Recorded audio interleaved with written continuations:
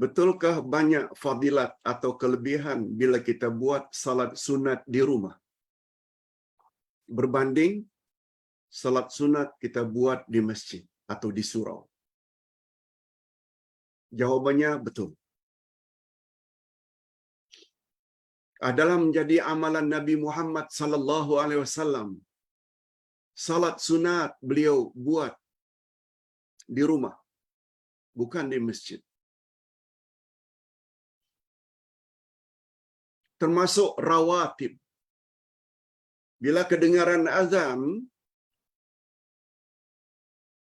kita dah beruduk, selesai azan, walaupun kita ingin salat berjamaah di surau atau di masjid, salat dulu di rumah. Qabliyah. Tak kiralah qabliyah apa. Subuh ke, zuhur ke,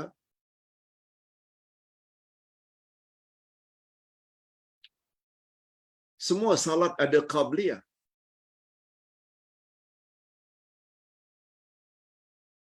Hanya saja terbagi, ada yang muakkad, ada ghairu muakkad. Ada yang ditekankan sangat dan ada yang kurang ditekankan. Tapi boleh. Sebab Nabi bersabda, di antara dua azan ada salat. Dua azan maksudnya azan dan qamat. Ada salat di tengahnya. Sila baca buku yang Ustaz tulis, himpunan salat-salat sunat Nabi Muhammad sallallahu alaihi wasallam tentang salat sunat rawatib. Rawatib terbagi dua, ada rawatib muakkadah, ada rawatib ghairu muakkadah. Salat di rumah. Begitu salat fardu selesai, balik rumah buat salat sunat di rumah. Salat duha, tahajud, witir, salat sunat tasbih. Semua salat-salat itu dilakukan di rumah. Kecuali salat sunat yang Nabi lakukan di masjid. Sebagaimana galakan para ulama hari ini, kalau tidak buat salat sunat tarawih, buat di masjid secara berjamaah. Dianjurkan sangat.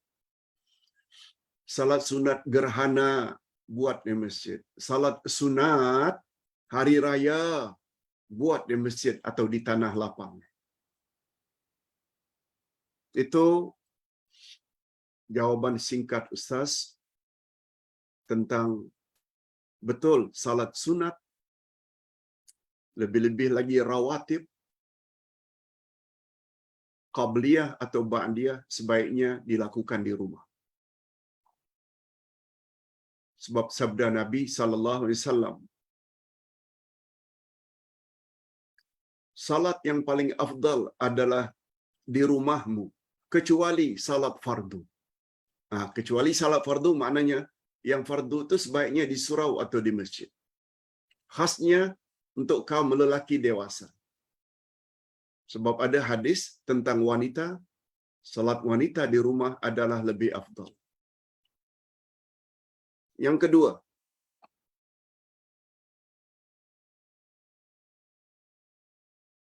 Pak Ustaz, bagaimana pendapat Pak Ustaz tentang bacaan ratib al-haddad, ratib al-atas, tahlil al-fida? Saya dapati ratib-ratib ini diamalkan di pondok-pondok warga mas, di tempat-tempat tertentu. Hadirin dan hadirat, Ustaz dah jelaskan tentang ratib al-atas dengan panjang lebar. Semua ratib ini, al-haddad ke, al-atas ke, disusun oleh habib-habib zaman dahulu. Al-haddad, nama akhirnya diberi nama ratib al-haddad. Orang yang di belakang namanya al-atas, maka diberi nama Ratib Al-Attas. Disusun walaupun dengan ayat-ayat Quran dan hadis-hadis Nabi sallallahu alaihi wasallam, tapi disusun. Pada asalnya tidak ada salahnya. Cuma menurut penilaian ustaz, bila baca Ratib Al-Hatta Al-Attas atau Al-Haddad, dia mendapat ganjaran pahala seolah-olah telah membaca Quran 10 kali. Bila dia baca Ratib Al-Haddad atau Ratib Al-Attas, dia akan murah rezeki. Dia akan mendapat husnul khatimah. Contoh. Hadirin dan hadirat, menetapkan fadilat atau kelebihan satu-satu amalan tidak boleh kecuali oleh Rasulullah sallallahu alaihi wasallam. Kata Nabi, "Man shalla alayya marrah, sallallahu alaihi asyara." Siapa bersalawat kepadaku 1 kali, maka Allah akan bersalawat kepadanya 10 kali. Siapa yang salat qabliyah subuh 2 rakaat, qabliyah subuh, Allah akan beri dia ganjaran lebih baik daripada apa yang terdapat di antara langit dan bumi dengan isinya sekali. Siapa baca surat Al-Ikhlas 3 kali, seolah-olah dia telah membaca, dia mendapat pahala membaca 1 Al-Quran. Itu sahih. Siapa yang mampu mengatakan itu? Kalau insan tersebut tidak mendapat wahyu daripada Allah, kan itu maknanya mengarang-ngarang saja. Lain halnya Nabi.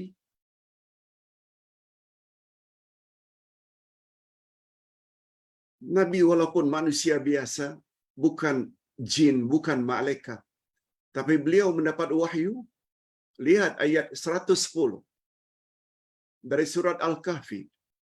Qul innama ana basyarum mislukum yuha ilayya. Katakan, hai Muhammad, kepada umatmu, aku adalah manusia biasa seperti kamu. Cuma kepadaku diturunkan wahyu. Habib manapun, walaupun keturunan Nabi, tak terima wahyu. Jangan suka mengarang-ngarang perkara-perkara gaib yang tidak diketahui kecuali hanya Allah dan Rasul melalui wahyu. Ustaz hanya komen dari sudut itu. Kalau tidak baca, biasanya bacaan-bacaan itu diambil dari ayat Quran juga, dari hadis Nabi, cuma disusun oleh Syekh Al-Haddad dan Syekh Al-Attas. Wallahu a'lam. Yang ketiga, seorang isteri, Pak Ustaz, tinggi ilmunya tentang tajwid dan banyak hafal Al-Quran. Sedangkan suaminya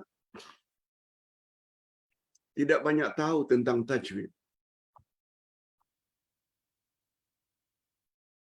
Bolehkah suami menjadi imam, Pak Ustaz? Hadirin dan hadirat,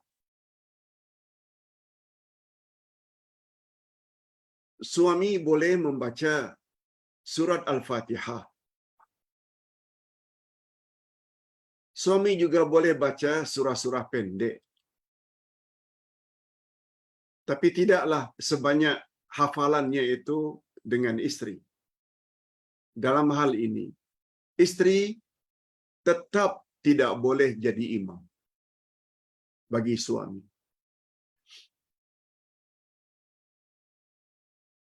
Suami hendaklah bertindak sebagai imam.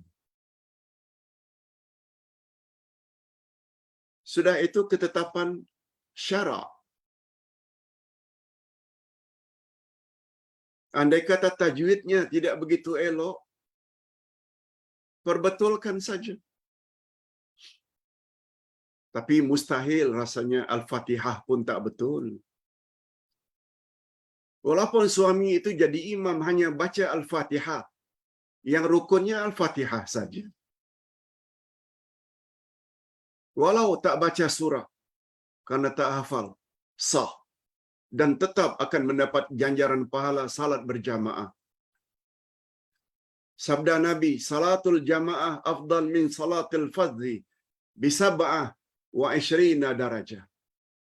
Salat berjamaah lebih afdal dari salat sendiri-sendiri 27 derajat.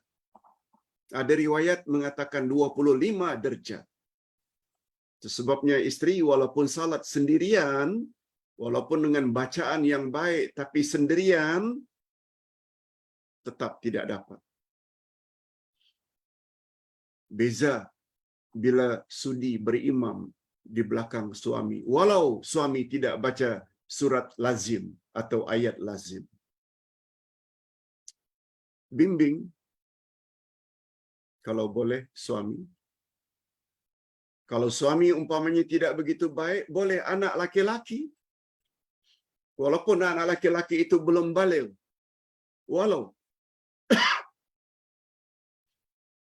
Sebab Abdullah ibnu Abbas pernah menjadi imam orang-orang yang sudah lanjut usia di belakang sebagai makmum. Dibolehkan oleh Nabi. Hadirin dan hadirat rahimakumullah.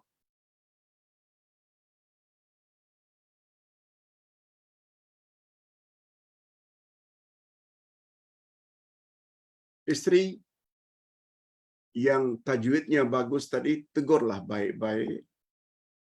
Jangan membentak, jangan, sebab kita tidak boleh menyakiti isteri, tidak boleh menyakiti hati suami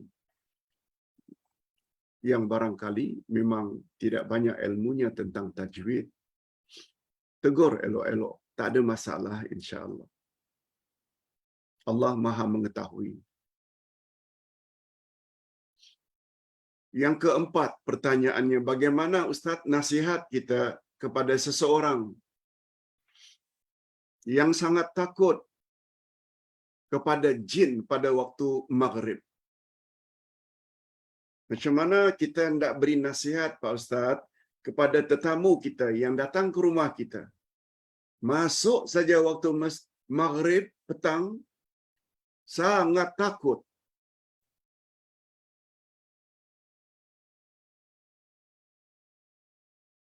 Sebab pernah tetamu saya bergegas pulang ke rumahnya. Takut. Dia takut terserempak dengan jin di kawasan rumahnya. Karena sudah petang, dekat maghrib.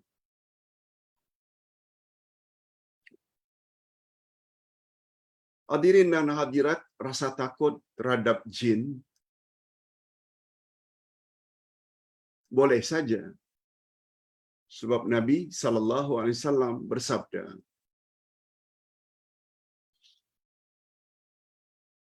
suruh anakmu masuk rumah menjelang maghrib. Maksudnya sebelah petang.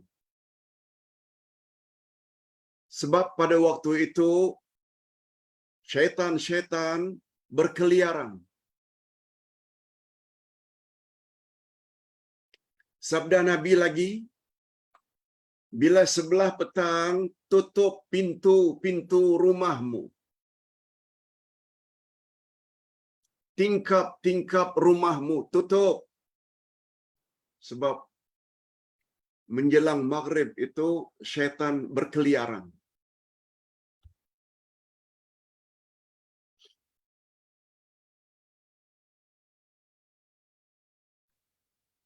Itu panduan dari Nabi SAW. Tapi kita jangan terlalu takut dengan jin. Kita diberi oleh Allah senjata. Laksanakan saja apa yang disuruh oleh Nabi. Keluar rumah tadi. baca bismillah tawakkaltu 'ala Allah la haula wala quwata illa billah. Kata Nabi, siapa baca itu, Allah akan selamat dia haluan pergi dan haluan balik. Selamat. Baca bismillah tawakkaltu 'ala Allah la haula wala quwata illa billah.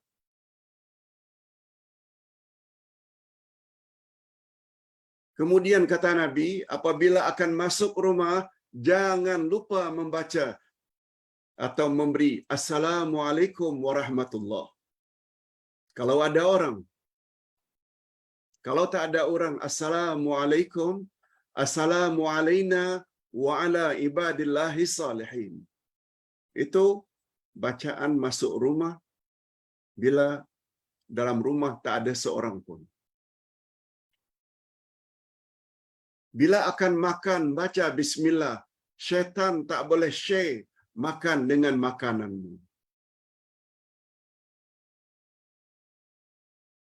Lalu kata Nabi, la taj'alu buyutakum qubura. Innal baita tuqra'u fihi suratul Baqarah. La yadkhulu syaitan. Jangan kamu biarkan rumahmu sunyi senyap seperti kuburan. Rumah yang dibacakan surah Al-Baqarah, syaitan tak boleh masuk. Yang awak tadi takut tak menentu di rumah kawan, lalu bergegas nak balik. Mengapa tak telefon saja anak, tutup pintu, tutup tingkap menjelang maghrib? Cukuplah. Banyak-banyak baca a'udzubillahi minasyaitanir rajim. Syaitan tak ganggu insya-Allah.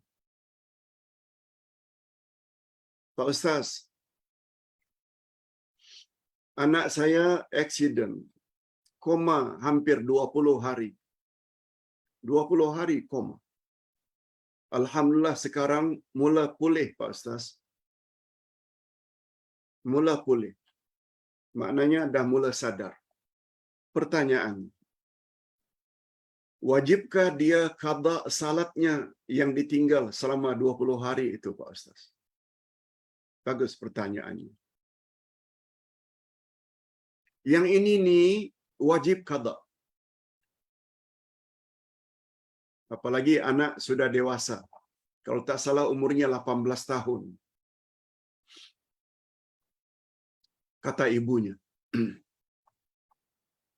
Mengapa wajib qada Pak Ustaz?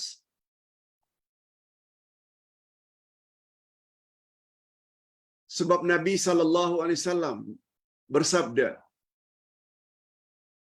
salat bagi orang yang tertidur adalah ketika dia bangun, dan salat bagi orang yang terlupa adalah ketika dia ingat.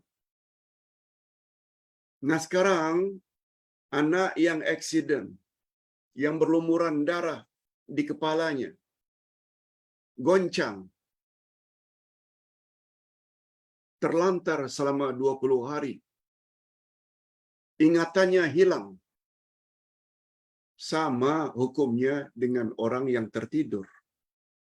Bagi Ustaz, minta maaf. Kalau tak setuju dengan pandangan Ustaz, tak mengapa.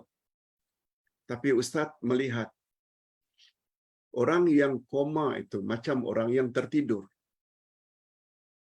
Atau macam orang yang lupa sebab tidak ada ingatan. Ingat ya, salat itu wajib ke atas mukallaf. Mukallaf maknanya aqil baligh, berakal waras dan sampai umur. Kalau anak umur 18 tahun dah sampai umur baligh, dia tidak ada akal ketika koma, tak wajib. Sebagaimana orang yang sedang tidur. Macam mana tak salat? Salat mesti ada niat, niat mesti dengan akal. Masa mana nak mengingat bacaan kalau tidak ada akal? Ringkasnya, qada salat selama 20 hari itu. Walaupun tidak serentak, setiap hari ganti. Lebih-lebih lagi, kepilkan setiap salat yang kita lakukan. Ketika salat zuhur, buat salat zuhur. Ketika asar, buat salat asar. Begitulah seterusnya. Wallahu a'lam.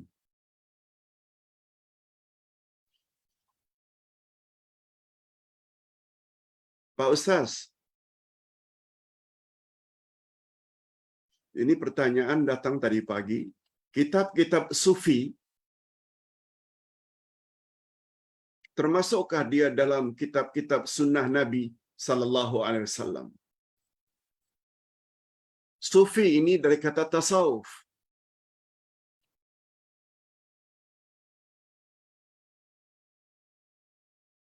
Banyak pembahasan tentang tasawuf ini. Ada setengah ulama yang tidak iktiraf itu sebagai ilmu dari Nabi. Sebab Nabi tak pernah gunakan istilah itu. Walaupun ada golongan yang menghubung kaitkan dengan ahli suffah. Itu sahabat-sahabat Nabi yang banyak beribadat, yang tidak buat kerja-kerja dunia, ibadat saja. Mereka dibantu makan minum mereka. Dari kalangan sahabat Nabi. Namanya Ahlus Suffah. Kononnya sufi itu diambil dari perkataan itu.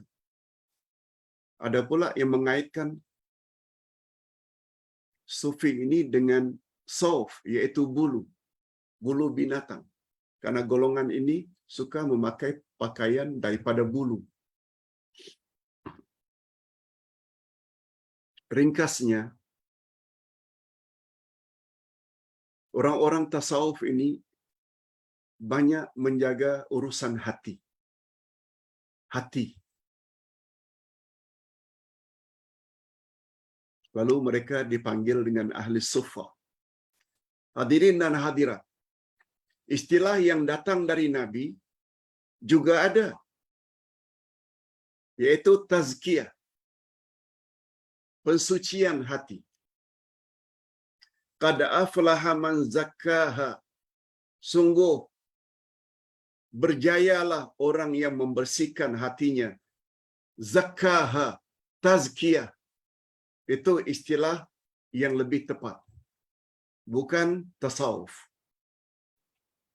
Nah, kalau yang dimaksudkan ilmu itu menjaga hati dari syirik, menjaga hati dari riya, menjaga hati dari hasad dengki, itu bagus.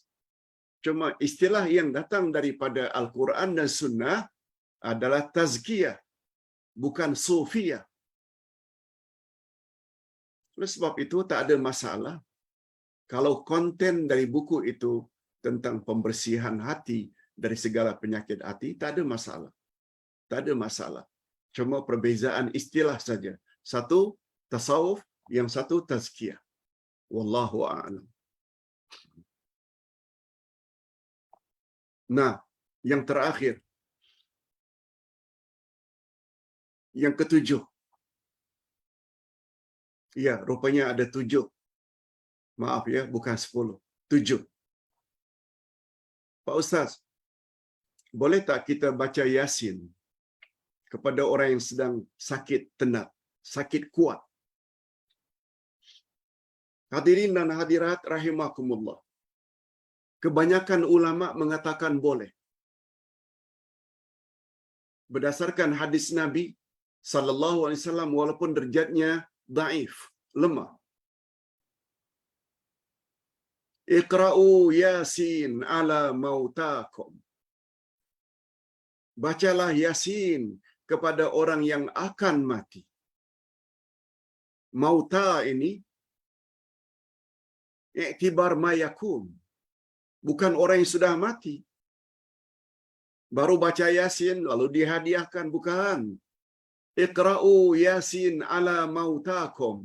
Dalam kaedah ilmu bahasa Arab, balaghah, ilmu retorika bahasa Arab, mauta itu maknanya orang yang akan mati, bukan orang yang sudah mati.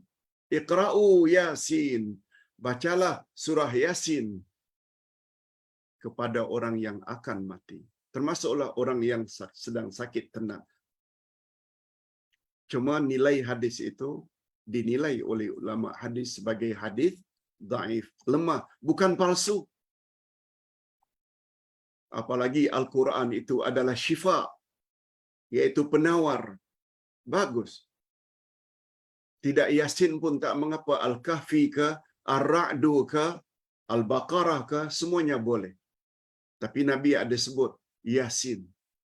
Sangat bagus. Mudah-mudahan pencerahan yang Ustaz dah sampaikan ini ada jugalah manfaatnya. Walaupun dijawab secara ringkas. Kita